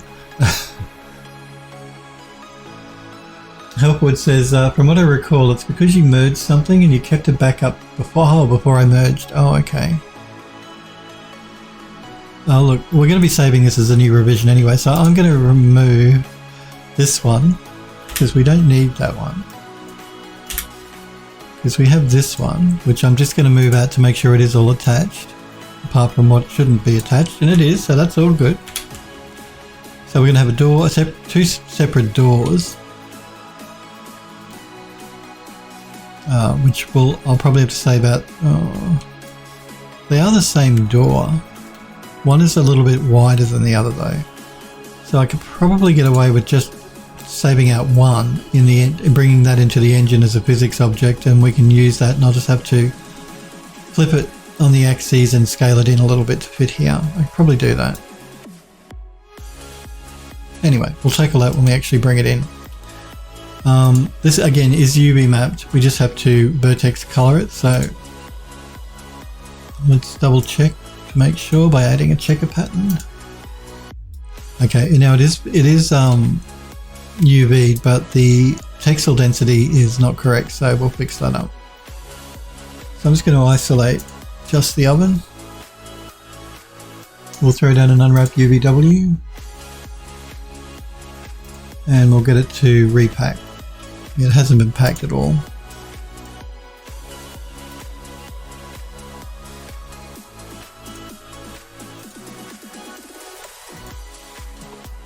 Now our textile density looks correct.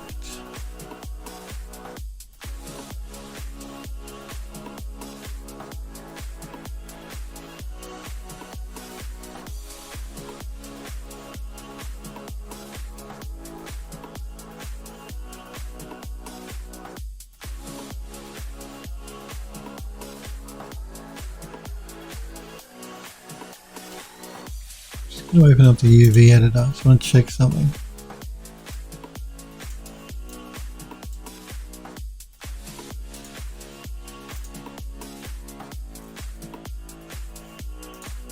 I might just do some stitching.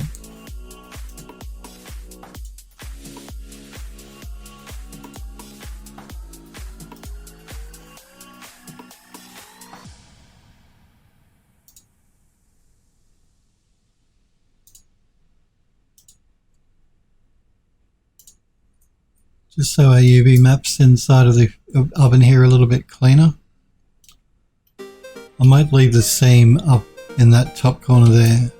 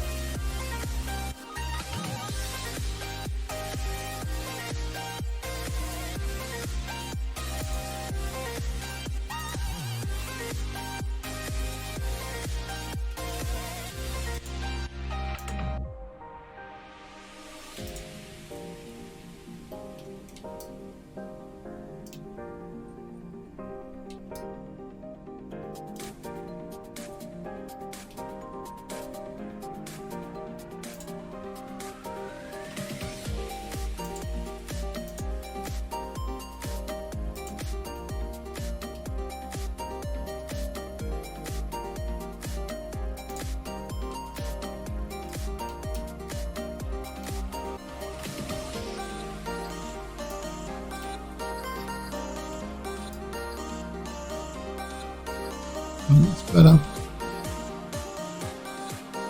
Much cleaner. Yeah, and again, we'll leave the seam up there. It won't be noticeable.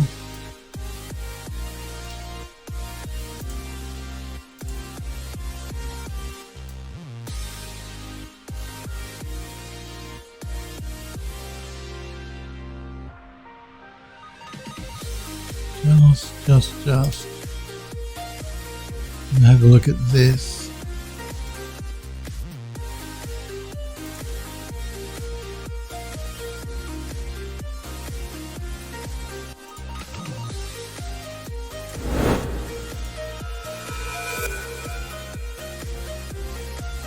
No.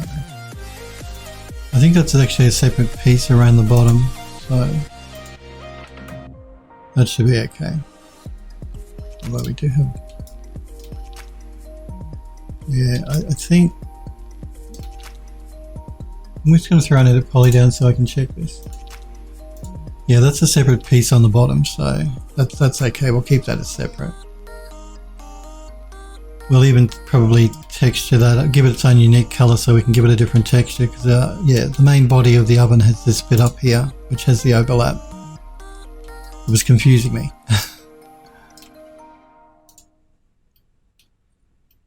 Okay, let's get out of checker pattern mode because it's distracting while we work. And let's start texturing it up. Vertex color texturing.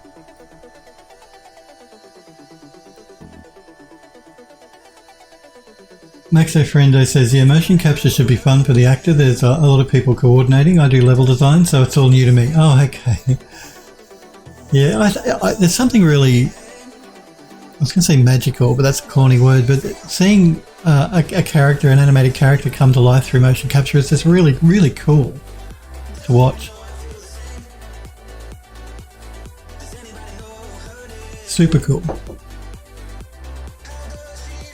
Helpwood says, I think one is merged glass doors. Oh, you could be right. Helpwood says, I admit that I wasn't really paying attention to begin with, and it was a while ago, so I could be wrong, and that's okay. Look, we're going to save this as a new revision, so before we forget, let's do a save as. We won't overwrite our original one. We'll give it a new version. So we're going to call it old stove underscore R2 underscore opt. So we're safe. We've still got the old file there just in case I shouldn't have deleted it. So let's see, let's start doing some coloring here. So we'll give that its own unique color. I'm going to collapse my stack before I do this. And let's make that, I don't know, green. Pardon me. Let's give this base its own color as well. And let's make that a blue. Let's turn Vertex Coloring on too so we can see what we're doing.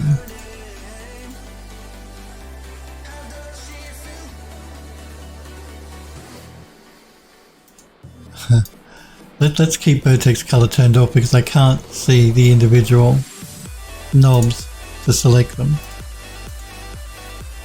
Let's select that and give it its own color.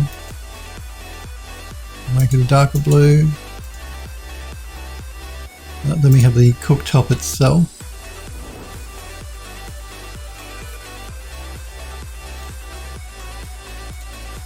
Let's make that a pinky purple. And we have the hot plate things.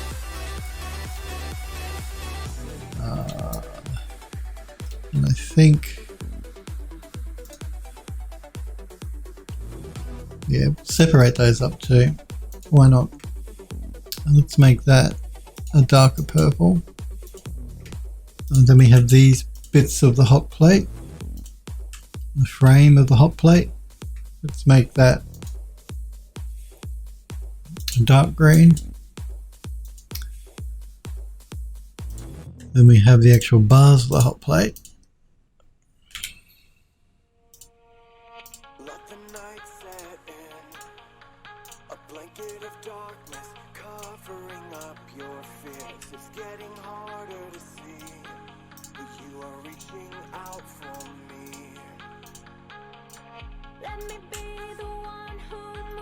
Let's make them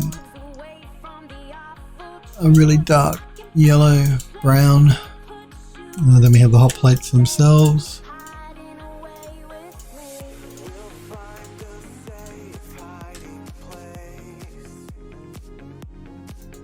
Well, let's make them light red. Okay, then we have this back section here, which will make one color. I'm running out of colors now. Let's make it a really dark aqua blue. And then we have the actual symbol here. Let's make it dark purple. And then we have these will make one color. And let's make them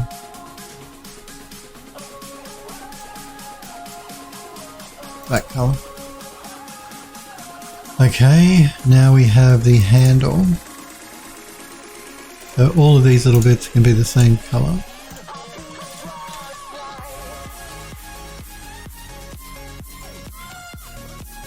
I am running out of colors. Make that an orange. Then we have the bars of the handle. Let's make that a mid purple. Then we have the controls. So we'll separate this up into one color here.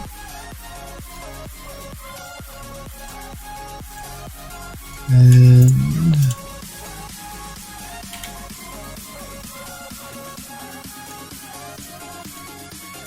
that and these can be one color.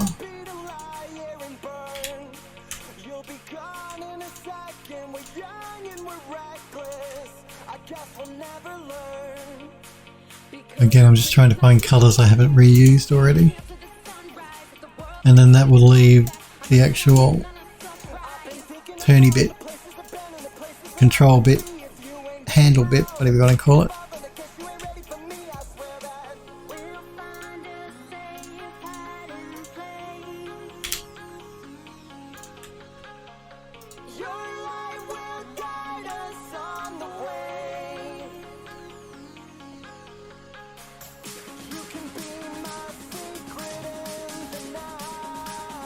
Helpwood says, I needed a break from my gun, so I threw together a guitar amp and a couple of caps.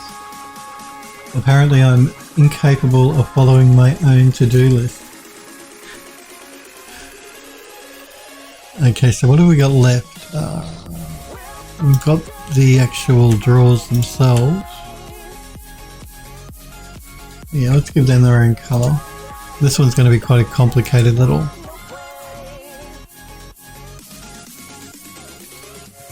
quite a complicated material setup when we take it into Substance Painter. And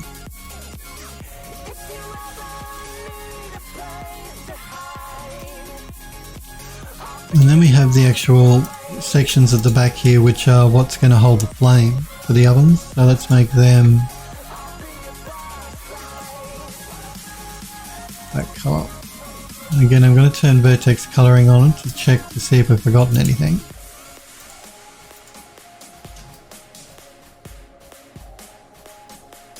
Looks like I might have forgotten this one here. So we want that to be the same colour as the other hot plate, as the other bars for the hot plate.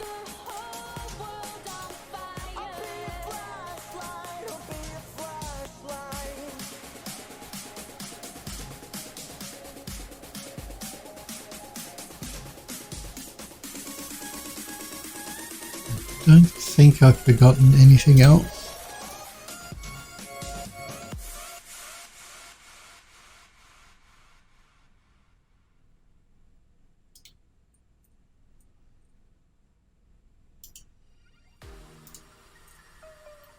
I might just go into face mode here because it looks like there might be a couple of bits and pieces here that aren't coloured up correctly. So we're just going to go into face mode, select those.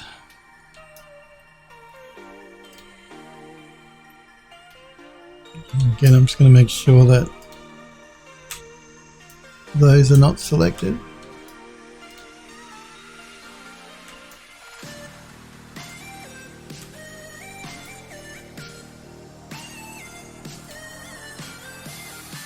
I think that's correct.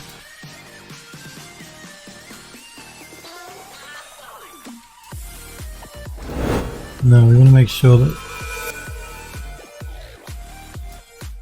it can get really confusing really quickly with all these colours going on. I'm just going to jump into top viewport and I'm going to add to my selection that, that, deselect that.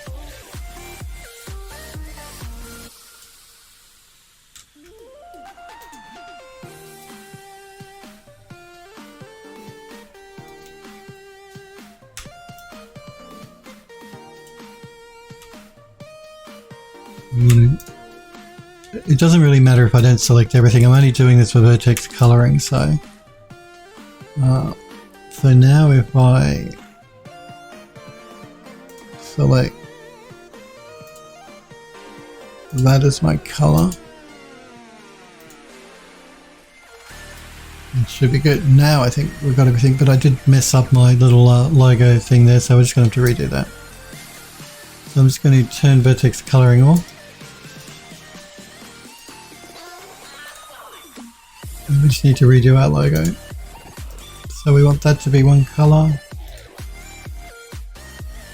Make it that color, and then we want these to be a different color.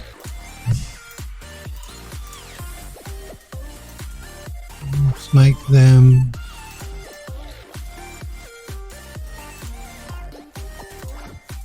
let's turn Vertex Coloring back on. Now we're right.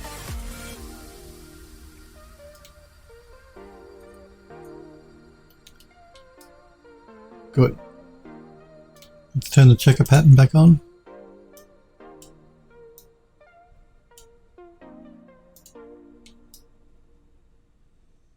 Now we are good to go.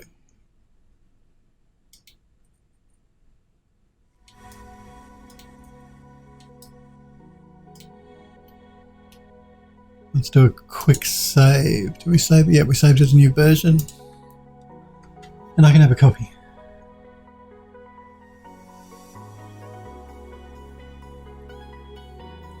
Helpful, it says just throw on some pre-made smart materials in Painter and a directional light in UE. So this is not fancy as it will be when it's done. Let's have a look.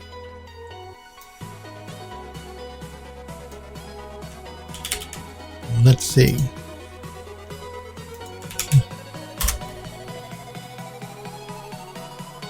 Hang on, what am I looking at here? Isn't this what I looked at before? Or did I not paste properly? No. It did not copy properly. Hang on.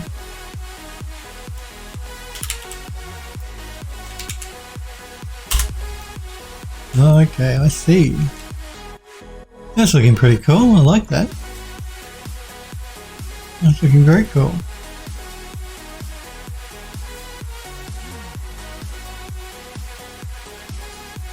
Even just for pre-made materials and Substance Painter, that's looking pretty cool.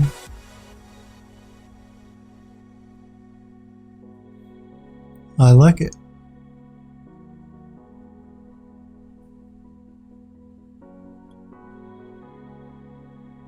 So again, these are smart materials inside of Substance Painter, but I think it's done a pretty cool job for a smart material. Android Lost says to Hellforge, at first I thought you meant a non-3D amp. So did I. Snappy Girl says, what do you think of Unreal Metahuman? We haven't spoken about that. I think it's amazing.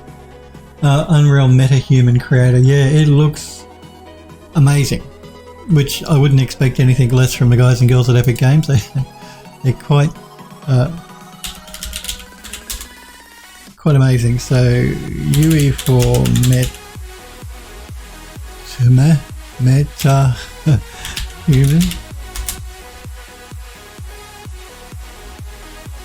Yeah, it does. It looks absolutely amazing. I'm just going to we'll check that out.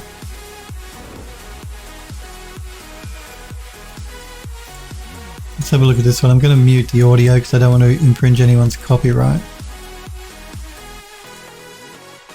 So this is Metahuman from Epic Games. That's the new character creation toolkit that you can actually use for free to create your characters for UE4.26. I think you need the new version of Unreal to use it, but it certainly looks amazing.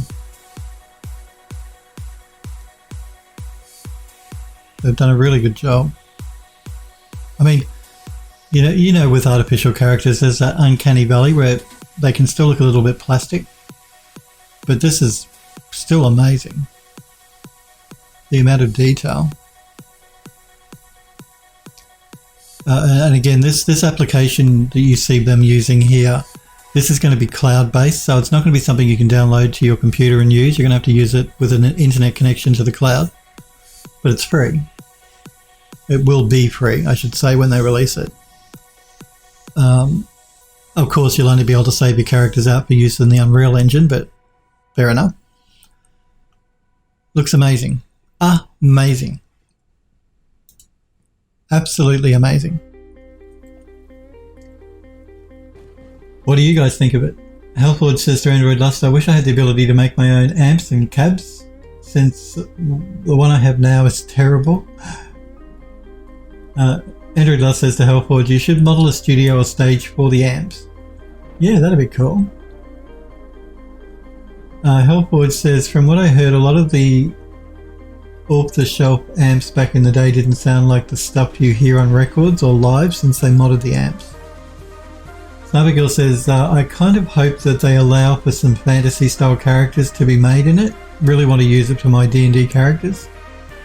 Yeah, I guess it'll all boil down to just how many options they give you in that software that you use to create it. Hopefully they'll give you a lot of options to actually tailor the character quite a bit. I mean, it looks like they do, but you never know. They could just stick to realistic looking stuff. Elfwood says to Android Dust, the idea is for a studio environment piece at some point so I can sink my teeth into some easy archviz so that the amp cabs will be in the amp room. Intense, Snowberry says. Elfwood says, but what is cloud gaming? Yura says, it's all run, played, rendered in the cloud, streamed to your desktop. Yep. Yeah, no, that Metahuman, just the application you use to create your characters is cloud-based. You can then download your characters to put in your game using the Unreal Engine. But actually running the program, like you see me running Max here, this is locally on my computer. To run that program to create the metahumans will be cloud-based, so it won't be something you install on your computer, it'll be something you sort of like interact with via like a browser. I mean, they could have a small executable that you run on your computer, but it basically will be connected up to the cloud and running on their servers. And then you create your character, and then probably what will happen is you'll have an export button, and then you can download the exported model and import it into the Unreal Engine to use in your game, or whatever it is you're making. I'm assuming that's how it's working. But cloud gaming is just what Euro said, where the actual game runs on the cloud, on the internet, not on your computer. And it's streamed to your desktop via the internet, or via TCP/IP.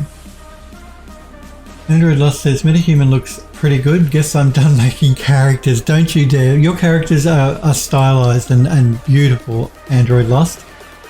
Please don't stop making characters. Your stuff is completely different from what Metahuman is. So,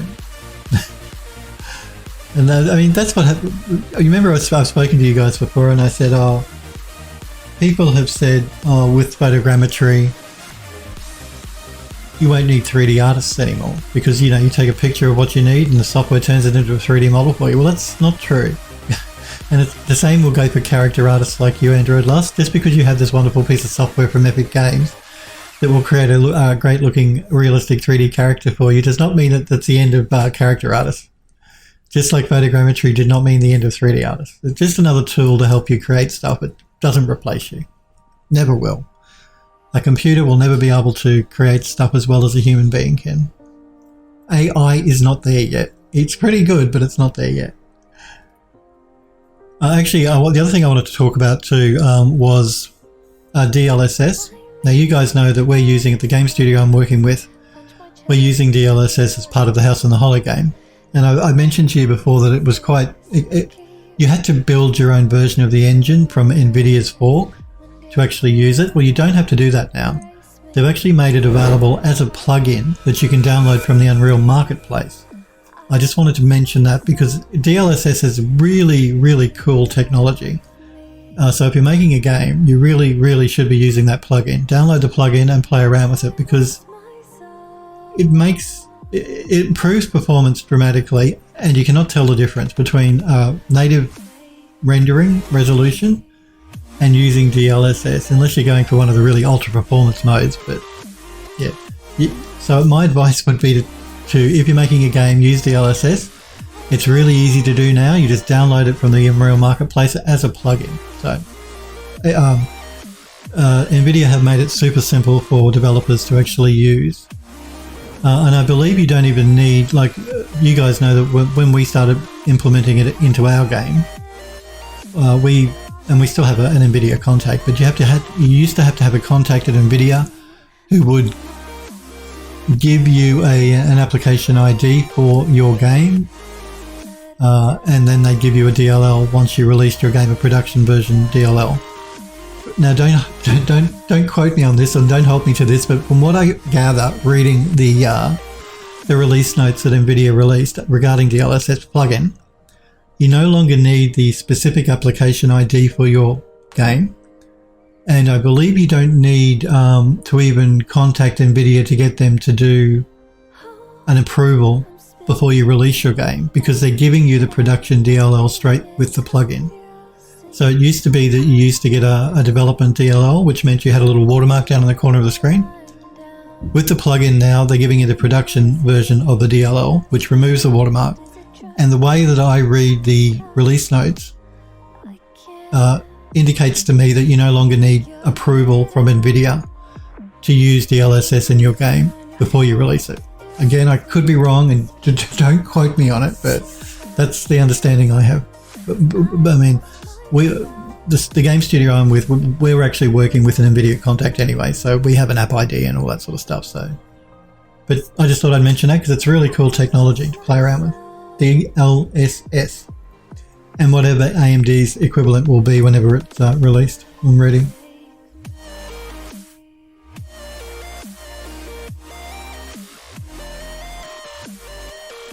Android Lust says the AI took our jobs.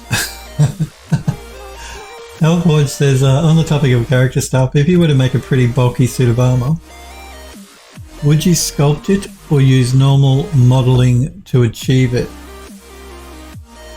It's something I'm planning on doing at some point, and I'm dreading getting those shapes. So you want to create a suit of armor for a character, and you're asking if you'd sculpt it or use normal modeling. Yura says, you can tell the AI isn't there yet. Look at MS Flight Sim. I can't spot errors in the building metadata, so you end up with 10,000 foot high buildings and 10,000 foot deep craters. Now, Snappy Girl, I'll come to your question in a minute, Helpful. Snappy Girl says DLSS plugin in the Unreal Market. There you go. That's the link for the marketplace. Thank you, Snappy Girl. Helpful says AI will never take over 3D artists' jobs completely, since it would require the AI to figure out what clients actually want. Well, that's right. And they're never going to do it as good of a job. Android Lust says to Hellforge, you can use both, but physically sculpting hard surfaces can lead to lumpy surfaces. Yura says lumpy. Yeah, so, and again, Android Lust is more the character person than me. But so he'd be better to ask, but doing a suit of armor for a specific character, or just a general suit of armor, yeah. So I would have thought sculpting, it depends on how detailed the armor is as well, I guess.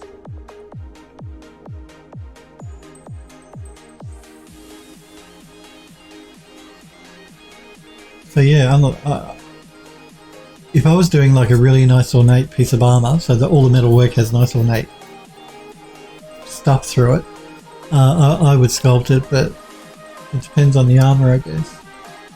And Android Lust would know better than I would. Let's just check out this gun that Hellforge is working on in the Discord server. So again, guys and girls, jump on the Discord, Builders 3D Discord, if you want to become a Fildo. So yeah, this is a gun that I don't know if you didn't want me to show it. Sorry, Hellforge. Oh, okay, so you pop some links in here for the armor. Let me just have a quick look. We'll come back to your gun in a minute. Oh, so this is the sort of stuff you want to create?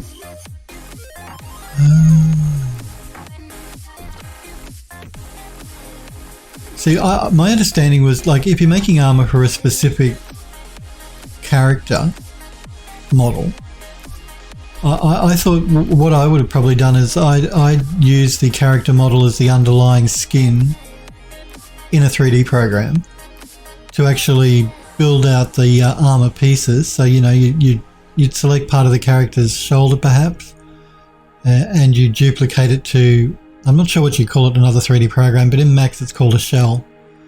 You'd make a shell of the torso from the character, and then you could bring that into like ZBrush if you wanted to add some, sculpt in some details. But this armor is not detailed, so you could probably do this in the 3D program, I would have thought. It's not like, yeah, ornate armor. Alford says it's alright, I don't mind you showing it. Right now I just need feedback on the material. I'll post the full thing in the gallery when it's finished. Okay, cool. So Android Lost, I don't know, but if it was this sort of armor, I'd probably do it in the 3D program as opposed to trying to sculpt it in ZBrush. Having said that, once you've created the basic shape in the 3D program, you could then take it into ZBrush to sculpt in some of this sort of detail work. I would have thought.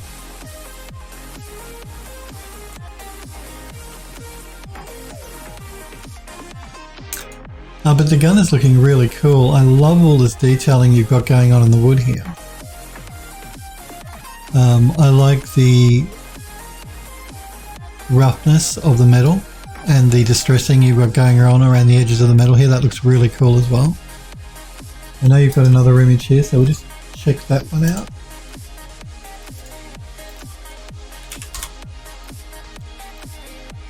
Why does it never copy for me?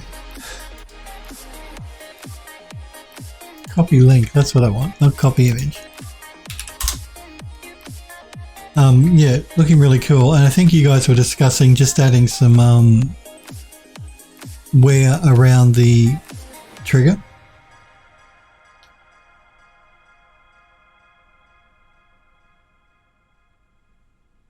I don't know what you're talking about, your roughness here. The metallic roughness to me looks okay.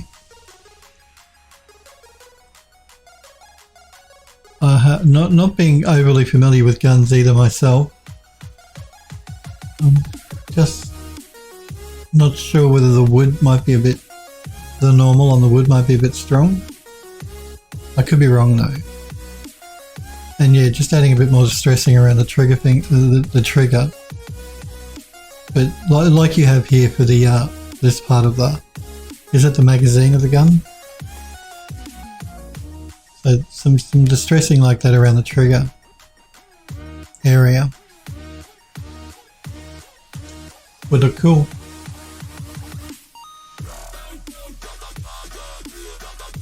Yuri says, waiting a Space Marines sure seems like it would be a fun job. Android Lost says, feel good, alright, I'm good. Hellford says, yeah, that's the magazine. Okay, gotta go. Gotta go, Smurf, no problem. Actually, we might call it a day ourselves. You have a good one, Smurfberry. Hopefully I'll see you tomorrow.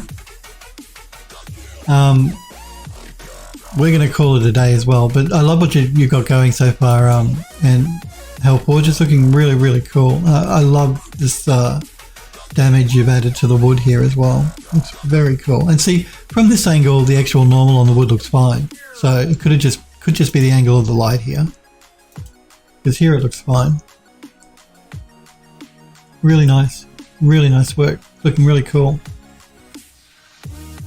But we might leave it there for today, guys and girls. I do want to thank you though for being here and watching. I really do appreciate it when you guys tune in. I will be back on again tomorrow, of course, at 5 p.m. Pacific time in the United States. So what have we done? We've just got 2 doors to do on the oven to finish. I think that's it. Then we're going to be jumping into Substance Painter. So more than likely tomorrow will be a Substance Painter stream, doing some texturing. But you guys and girls take care. If it's snowing wherever you are, make sure you stay safe. Hopefully I will see all you guys and girls again tomorrow. See you guys.